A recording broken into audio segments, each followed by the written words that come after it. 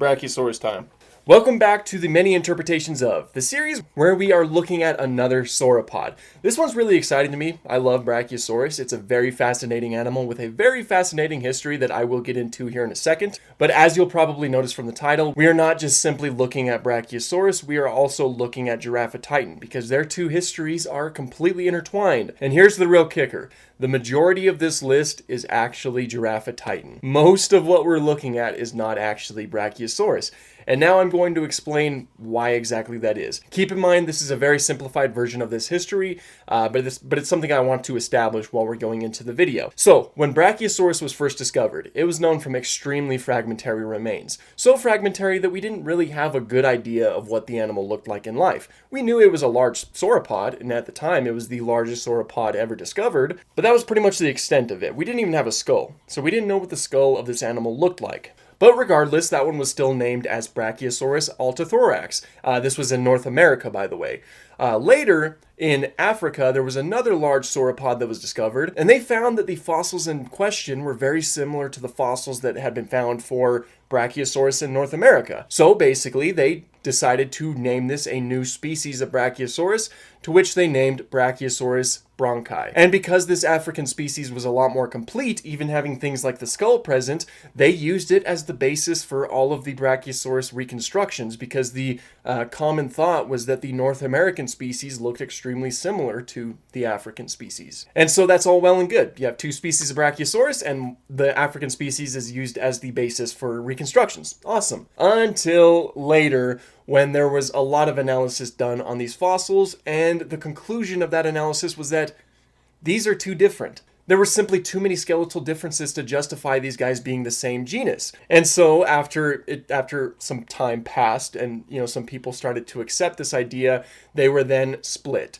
Brachiosaurus bronchi was no longer. It was now known as Giraffatitan bronchi. Brachiosaurus altithorax remained in North America. Giraffatitan bronchi was in Africa. And as I mentioned before, it was the African species that was used as the basis for all of the reconstructions. So whenever you see a Brachiosaurus that was done basically before, I want to say, the 2010s, that's actually Giraffatitan. So then you may be asking, what are the differences between Giraffatitan and Brachiosaurus?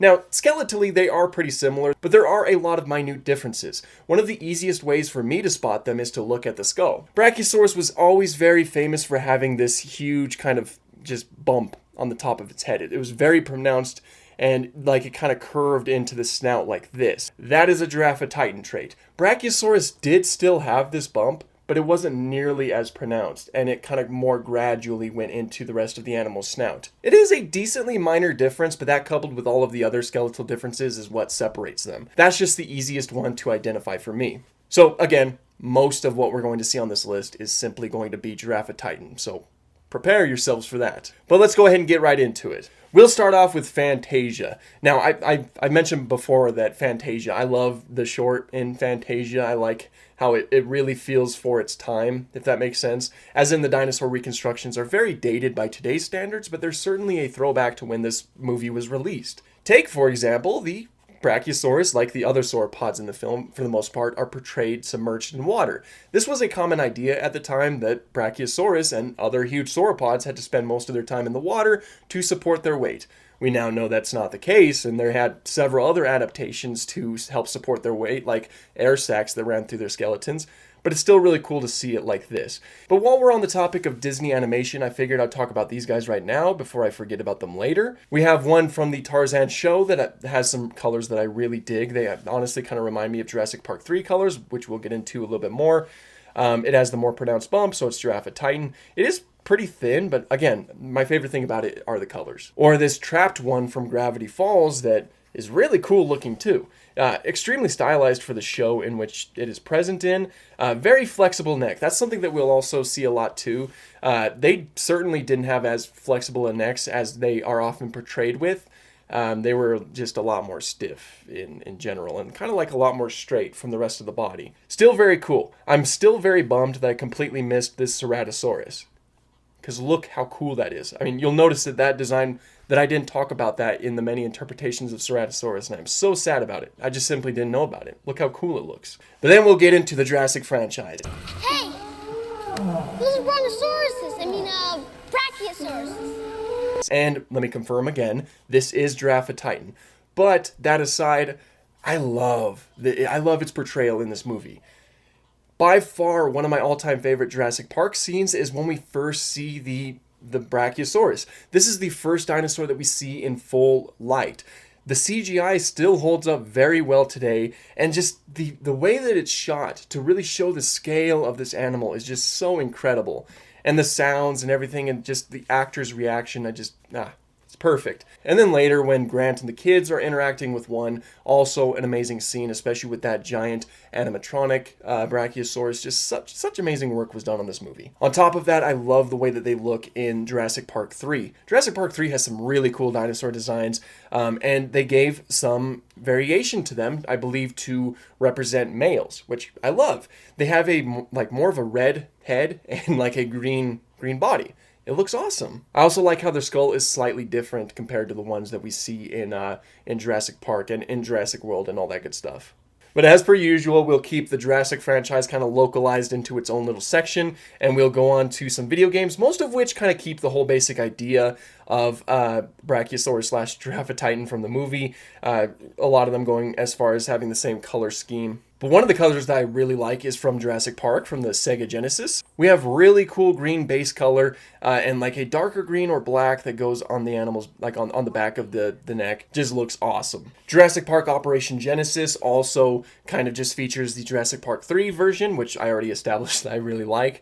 And it looks awesome in that too. Then in Jurassic Park Builder, I'm always a fan of these ones because they're very much the Jurassic Park dinosaurs, just a little bit stylized, just stubbier in their features because it's a phone app. And, you get to grow it, and it gets a really nice looking blue coloration that I'm really digging. Then in Lego Jurassic World, always love to see some Lego versions of these animals. I'm a huge fan of the way that it looks in the video game. I do really like the Lego set. That's something that I've always wanted, but I haven't been able to justify purchasing it. But the video game version just looks incredible. The proportions match up very well to its on-screen appearance. The colors look really cool, and the fact that you get to play as it, this goes for all of them in the game. I'm so glad you get to play as the dinosaurs in this game. In Evolution and Evolution 2, you are of course able to give them some different colors, which I really love. I also love how in Evolution 2 they gave the Jurassic Park 3 version of the animal its own base skin, and you get to change the colors up with that. I just love that. Jurassic World Alive certainly does keep the whole Jurassic Park style of the Brachiosaurus. But I really want to mention Jurassic World the game, mainly because, of course, once you get to levels 31 to 40, you get different attributes on your animals. Very notable on the Brachiosaurus because it has a spike on its head instead of a bump. So that's very fun. All right, so we'll move on from the Jurassic franchise and go on to PBS The Dinosaurs. So we get this really cool shrink-wrapped, of course, version of Brachiosaurus / actually Giraffatitan. And this is something that I meant to mention with the Brachiosaurus from Jurassic Park because, the sneezing part. But they portray the nostrils on the animal's head, and that's mainly done because the nasal openings are situated on top of the animal's head. It used to be the common thought that they were placed that high because they were submerged in water, of course. But now we know that their nostril openings on the outside of their skin would have been closer down to the mouth, like most other animals. So old portrayals like this are certainly outdated. But this is a very cool portrayal. You also get a really good look at its teeth. Brachiosaurus had these kind of most sauropods had this actually. They had these really straight teeth that were just situated in such a way that when they bit onto a branch, they can just kind of strip leaves off of it because they couldn't actually chew. You'll see these guys chewing a lot, but they couldn't chew their food. Not a lot of dinosaurs could chew their food. Ceratopsians and hadrosaurs are the only ones that I can think of right now that were able to chew their food. And they had a certain type of, they had what's called a dental battery that allowed them to do that. That's something that sauropods lacked. Little fun fact of the day. Then there's a few different Dinotopia projects that we can mention. There's of course the amazing artwork that was done by James Gurney. I've kind of talked about that sparingly in the past because I kind of want a whole video dedicated to that artwork, because I just think that artwork is amazing and it just deserves something like that. But we have the brief mention right here. There's also the Dinotopia TV series that has Brachiosaurus that shows up a few different times, obviously shown up in armor, which is always cool to see, that type of added flair. They look really good. You know, they certainly match up to what you'd expect Brachiosaurus to look like at that time. Then there's also the animated movie known as Quest for the Ruby Sunstone.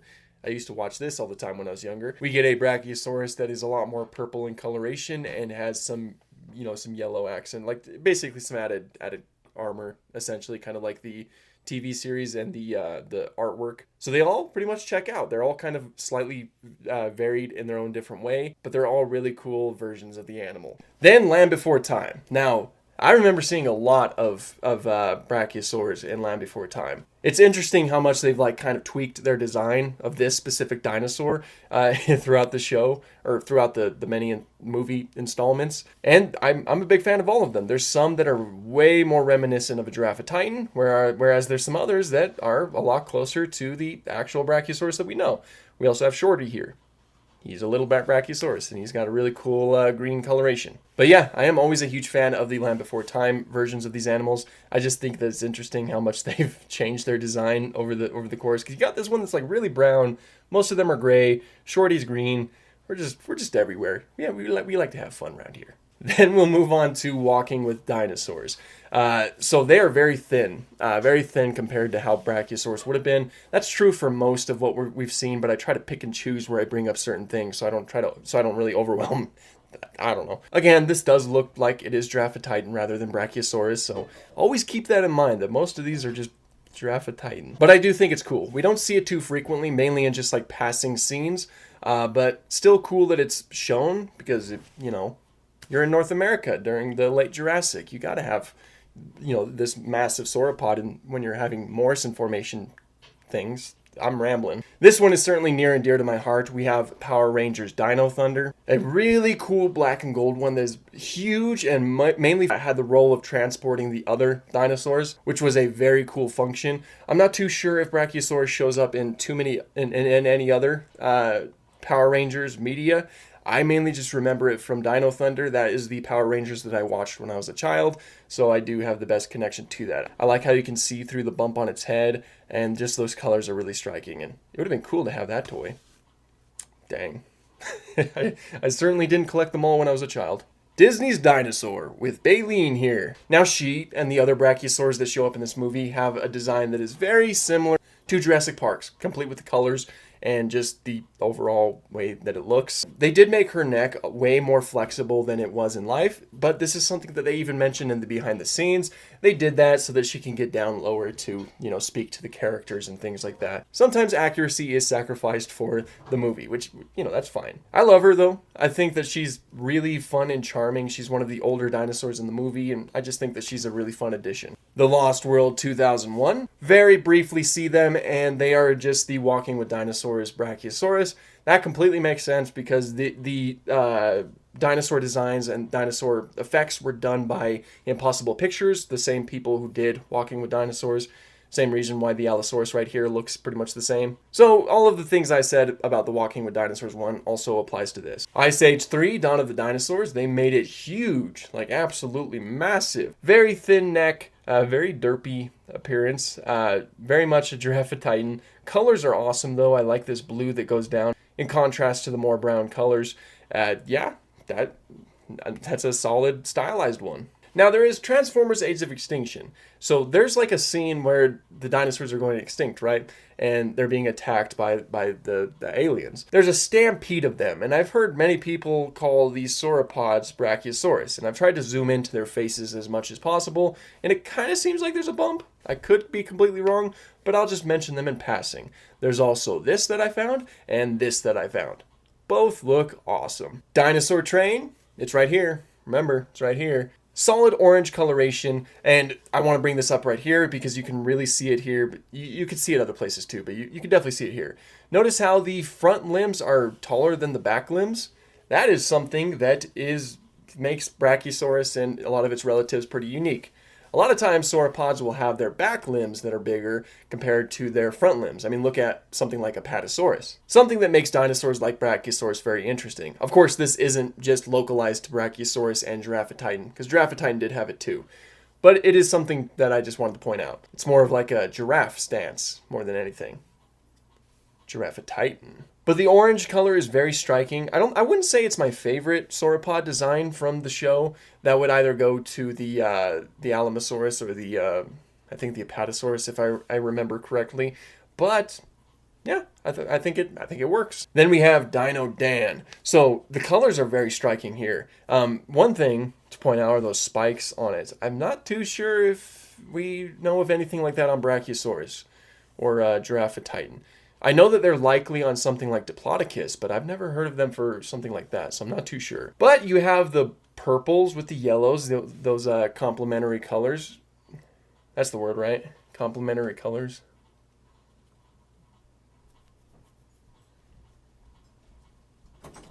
What? Okay, so when there's like two colors like on the color wheel and they're like opposite from each other, that's called complementary, right? Yeah. Okay. Thank you. So complementary colors would be purple and yellow? Yeah, because like I got a Brachiosaurus that is purple and yellow, and I was saying that it has like complementary colors. Yeah. But then like I second guessed myself, and so yeah, so it has the complementary colors going on. My wife is a lot more knowledgeable about that stuff than I am. Next up is Terra Nova. So very thin, very extremely shrink wrapped is the Giraffatitan. Colors look awesome. They're a little bit less noticeable, but I like how it kind of has spots going on, kind of reminiscent of a giraffe. But for being a show that likely had a budget that needed to be stretched across so many different episodes, I think it looks solid. It's just that thinness thing that really gets to you, you know? Now we'll go ahead and move on to some video games. First, we'll look at Carnivores. Not really an animal that you're able to hunt. Believe me, I tried a lot when I was younger, but it's one that spawns in as like a just an ambiance, just to make the world feel a lot more alive. One thing I love about Carnivores is just how stylized it is. Based off of older depictions of dinosaurs, because, you know, this obviously isn't really accurate, but it's got that older feel to it. It's even dragging its tail, reminiscent of a lizard, which was a very common thought back in the day, that dinosaurs were big lizards, and so they would do things like drag their tails around. It's also, every time I find it anyway, it's almost always submerged in water. That harkens back to the whole semi-aquatic sauropod idea. So it's very cool, very flexible neck, very Giraffatitan, very cool colors, very awesome. Then we'll move on to fossil fighters.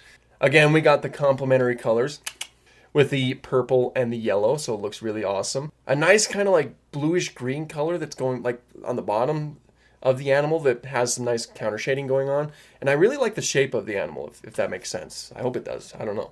So I like that one. That's a good one. Then we have Prehistoric Kingdom. This might be one of the only depictions that we have that is truly Brachiosaurus. That's mainly because the bump isn't nearly as pronounced as it would be on a Giraffatitan. So that's crazy. Practically everything we've seen on this video has been a Giraffatitan. But I love it in Prehistoric Kingdom. No surprise there. I almost always love the Prehistoric Kingdom designs. I especially like this one that has some giraffe patterning going on. I feel like that's a nod to the Giraffatitan thing. Or maybe it's just a nod to the posture of Brachiosaurus and Giraffatitan. The fact that, you know, as I mentioned before, their front limbs are higher than their back limbs. But I just love placing these guys in my park. I need a new PC, man. I miss this game. Then in Ark. So I know that there is a mod for it in Survival Evolved. Looks really cool. It checks all of the necessary boxes, I'd say. A lot of these colors look awesome. The more pronounced bump, like that other giraffe named Dinosaur. But I do know that there was this concept that was introduced for Ark 2 that looks awesome. It has the whole general idea going on with a really cool shape and these extra flares that just make it really pop. If we ever get to see Ark 2, I just feel like a lot of these dinosaur designs are going to look really awesome because the concepts that I've seen so far just look cool. And now I want to end on a nostalgic note. That is the Fossils and Archaeology mod for Minecraft. By the way, I get a lot of requests to